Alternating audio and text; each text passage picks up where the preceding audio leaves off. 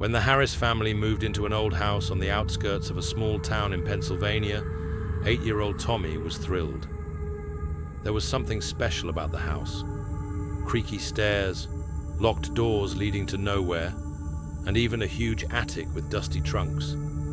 The parents, busy unpacking boxes and belongings, paid no attention to the children's imagination. However, Tommy was sure there was something mysterious here.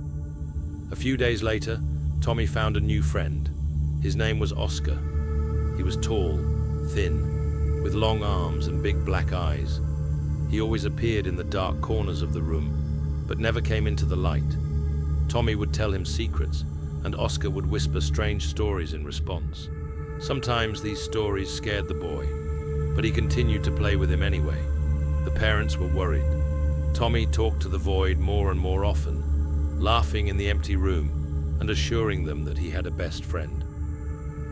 "Honey, kids sometimes make up their own friends," Mum smiled, but it was obvious she was scared. "It's just his imagination," Dad assured her. "A new house, new surroundings, that's all." One night, Mom heard Tommy talking to someone in his room in the dark. "No, Oscar, I can't. Dad will swear."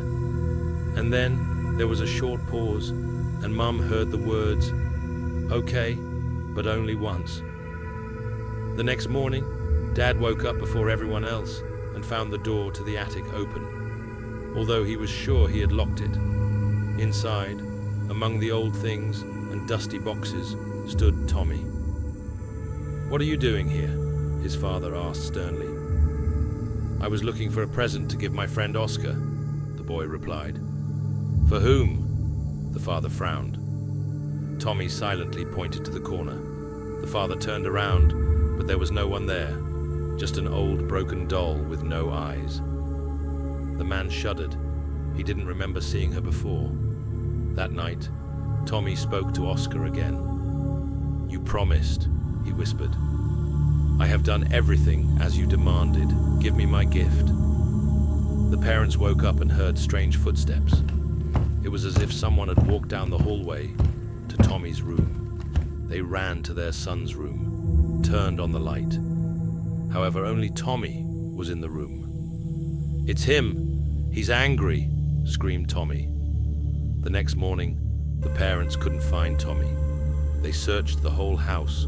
All the windows and doors were closed, but he was nowhere to be found. They looked for him everywhere. They went to the police, but to no avail. 3 days later, the mother was sitting crying in Tommy's room when suddenly she heard a familiar child's laughter. She looked up.